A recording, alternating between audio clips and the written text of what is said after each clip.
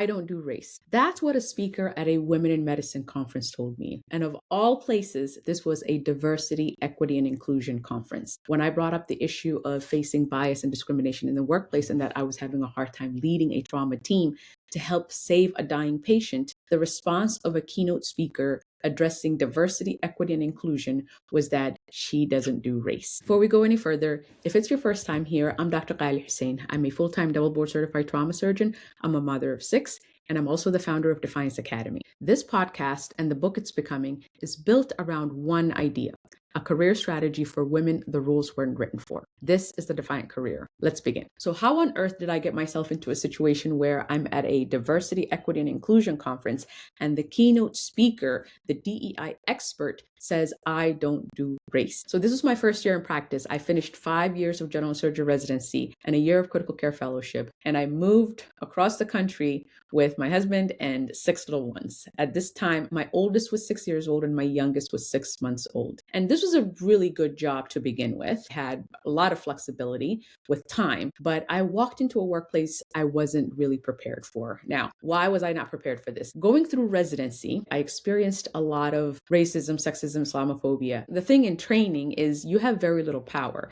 And so you keep your head down, do the work, get your degree, and move on and find a job. And so how I navigated that aspect of my career was completely different with how I needed to navigate what I walked into. What I walked into was a place where my expertise didn't matter. I was a double board certified surgeon, but it didn't matter. I was questioned at every step. I would round on my patients and my orders would be canceled. I would get written up for the simplest things. I would ask questions: why were my orders canceled? And I'd get written up for being rude, for being aggressive, for being disrespectful, for all kinds of things. I would have a trauma patient brought into me and I would ask, what's the trauma? Which is my position as a trauma surgeon. And I would get written up for, are you questioning us? The worst case was in the middle of the night, 2 a.m., I have a patient who's actively bleeding to death. And I'm trying to command a room, telling them the patient needs blood as soon as possible. They're just ignoring me. Nobody's moving as fast as they should. And I repeat myself over and over and over. And it gets so bad to a point where this patient is about to bleed to death. And the nurse's response is, we heard you, we'll get to it, right? So after a year of navigating this hostility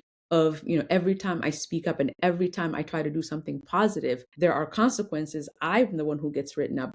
I go to this Women in Medicine conference hoping to find the solution. This was marketed as a diversity, equity, and inclusion conference. There were people from all over the country.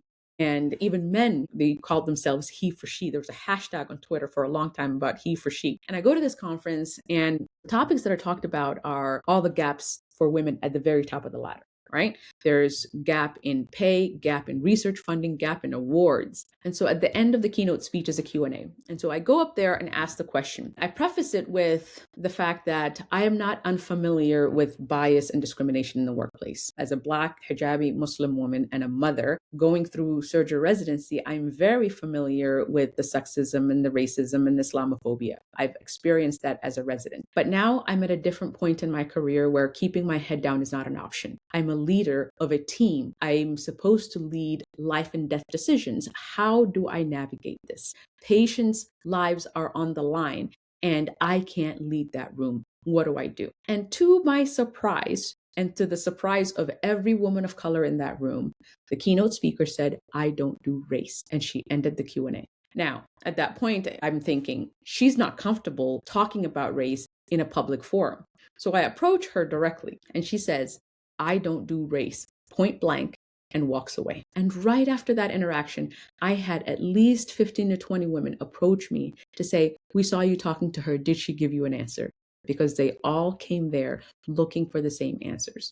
Women of color across different specialties of medicine came there looking for the same answer of how do we lead in a hostile workplace. And unfortunately, we all found ourselves in a place at a diversity, equity, and inclusion conference that stated, I don't do race. Which brings us to the question for this episode. Why are high achieving women, especially women of color, leaving the workforce? Because right after this conference, that was the option that I had in front of me. After the year that I had and the inability to do my work, the next question I had was, how do I keep doing this? How on earth do I continue navigating a hostile workplace where I have no support and resources that are available to us, leadership training conferences and women's empowerment conferences, don't have a solution and completely dismiss what we're going through. They completely dismiss a significant part of our workplace experience. So when diversity, equity, and inclusion conferences choose to focus solely on what it is to be a woman in the workplace and completely ignore all other identities, then how are we, women who are at the intersection of gender, race, religion, and all other factors, how are we supposed to navigate in the workplace? When that intersectionality makes our womanhood so much more complex, how do we navigate it when these spaces that are supposed to be addressing these issues completely choose to ignore it? And so leaving this conference left me very frustrated. And I went home and I had three options in front of me. Option number one was to do what I did in residency, keep my head down, do my work, and just hope that that's sufficient. Option number two was, this is unsustainable. I cannot do this. It is not safe for my patients and it is not safe for me. It's a huge liability to be in a situation where you are taking care of patients, but there's an impediment to your care. So option number two was a serious thought about quitting and walking away because this is very, very unsafe and lives are on the line. And option number three was to look at this from a strategy standpoint and say, what can I do? How do I do this differently? What options do I have to change my circumstances and to change the situation? And obviously I chose option number three, but let me tell you, it has been one of the most challenging things I've ever done. Now, I've done 5 years of general surgery residency and a year of critical care fellowship, and this has been more challenging than that. And the difference is with surgery and learning any specialty, regardless of what field you're in, there are books, there are texts, there's a knowledge bank. There are people who have been in that field and who have lived experience, and you can rely on that. Learning how to navigate the workplace as a Black hijabi woman, as a mother, someone who prioritizes different things than the workplace values, has been one of the most challenging things because there's no books on the topic. Everything I read on leadership and career strategy and navigating the workplace says nothing about any of the identities and the challenges I described. There were very few people ahead of me that have similar experience that I could rely on. I had people that I could rely on for surgical experience. So from a professional standpoint, I had people to rely on. From mothering standpoint, I had someone to rely on. But at the intersection of the two, and with race on top of that and Islamophobia on top of that, it was very difficult to find someone to rely on. And so this realization is what led me to do the research and do a lot of the reading and figuring out, why is it so complicated to navigate the workplace with our different identities? And why are so many of us getting to a point where we build the career, we do all the training, we're all qualified, and we get to a point where we walk away because the workplace just isn't conducive to who we are? And that brings us to the three reasons why high achieving women, especially women of color, walk away after spending so many years building their career. Reason number one is complexity. It is a complex problem. Having multiple identities, navigating a workplace that's really not designed for you is a complex problem. And the reason it's complex is because there are multiple factors. Right? It's not the issue of women in the workplace. It's one factor. It's you being a woman. That's it. When your identity is a little bit more complex, when you have gender on top of that, when you have religion on top of that, when you have choices in motherhood on top of that, it becomes more complicated. And the way our brains work, our brains like simplicity. It's really easy to deal with simple things. As soon as things start getting more complex, it becomes uncomfortable. This is actually explained by the concept of intersectionality. You have two identities. The combination of the two is a lot more complex than each one alone.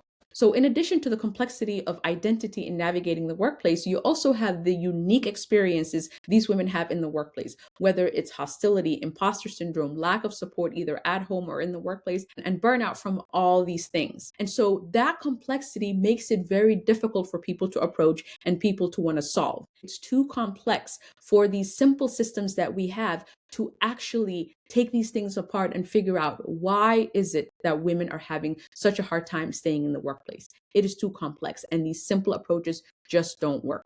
The second reason high achieving women are leaving the workforce is that the solutions that they're offered don't align with the underlying problems that they have. And so if somebody is facing a hostile workplace versus somebody who's experiencing imposter syndrome versus someone who is doing everything at home and is burned out from that, there's no blanket solution that addresses all of those things. Because their experience is so nuanced and has a bit of complexity, a blanket simple approach does not work. The solutions have to be just as nuanced. And the third reason high achieving women, especially women of color, are leaving the workforce is because they are given bad terrible advice. They are told to go report to HR when they face discrimination. They are told to go and sue without being prepared for the consequences that follow. I have seen this over and over and over. A person who's navigating a hostile workplace should not be going to HR without adequate preparation, because the consequences are significant. The consequences are job loss. The consequences are retaliation. The consequences are a bigger target on your back. And so navigating a hostile workplace does not equate going to HR. There is a specific function of HR,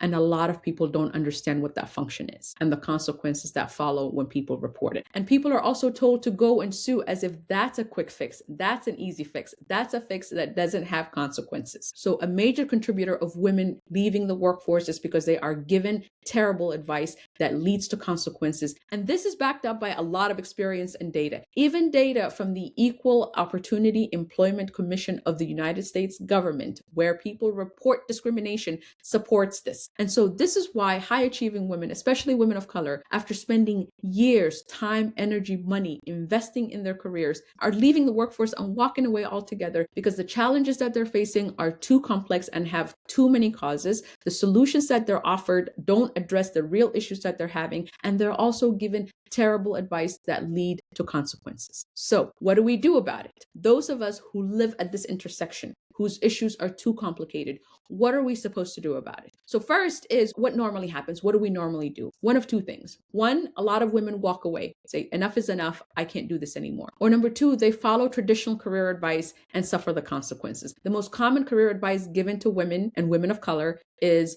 work twice as hard and prove yourself. Work twice as hard for half the recognition, right? We're told that from the time we enter the workforce, work twice as hard. That has consequences. It burns you out. And the promise is that your work will speak for itself. It will not. And I can tell you that because I was a double board certified surgeon when I had my resume thrown across the table and told I accomplished nothing as a double board certified surgeon, having had 5 kids pregnant with number 6. Your work will not speak for itself if you have to overcome all these other barriers. Traditional career advice that tells you work twice as hard does not guarantee career success. Okay, so those are the two things that normally happen. We follow the career advice and suffer the consequences, or we quit. So what should we do? Number one, I want you to pause before you make any major decision. Before you make any major decisions that is career altering, sometimes life altering if that's a huge pay cut, I want you to pause before you make that major decision.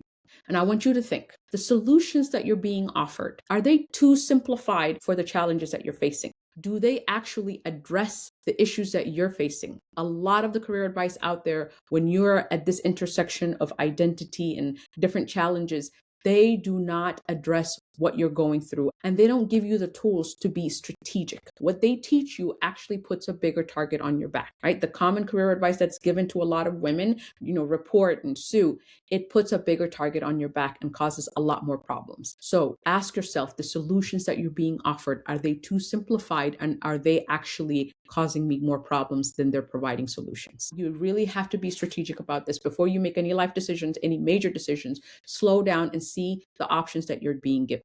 And next, if the solutions that you're being offered are too simple and they are not addressing your issues and they're actually more detrimental, that's not a reason to give up. That's a reason to equip yourself with the right strategy. That's a reason for you to figure out what will work for your situation, because it's not unfixable. A lot of the challenges that we have, people make it seem impossible because they don't understand the complexity of it. And when people don't understand the complexity of situations, they say, oh, it's impossible. It can't be done. I've heard that my whole entire career, that what I'm doing today is impossible, simply because it was too complex to figure it out. It's complex, but it can be broken down into simpler parts, and each part has a solution. So if you find yourself in a situation where you're navigating a hostile workplace, you're feeling like you have imposter syndrome, you're burning out, and it is just too much, and all these possible solutions don't address all the things that you're going through, that's an indication that they're not complex enough. Their strategies are not nuanced enough to help you break this apart. It is doable. It is fixable.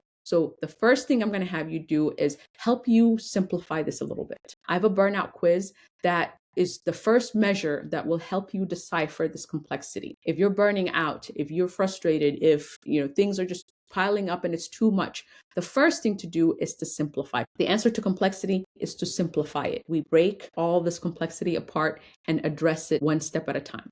Okay, so the burnout quiz is not a measure of how burned out you are or surface level stuff. It's not going to measure your symptoms. It will help you decipher of all these things, because everything that I just talked about is a cause of burnout. We don't think of burnout and we don't talk about burnout this way. That's why it's so difficult, because it's more complex. Okay, so the first thing I'm going to have you do is take this burnout quiz to help you unpack this and help you figure out which of the multiple causes is a leading cause of the challenges that you're facing, of the burnout that you're likely experiencing. And so once you simplify the complexity and you know the exact cause of the challenges that you're facing, of the burnout that you're facing, then the solution becomes easy to spot. That's how we approach it. The link to the quiz is going to be in the show notes. I want you to take the quiz and I want you to tell me what the underlying cause of your challenges are, of your burnout is. And is that what you thought it was going to be? Did it surprise you? Did the answer surprise you? And if this episode resonated with you, please let me know. I'd love to hear your thoughts in the comments. What really stood out to you? What resonated with you and that you experienced?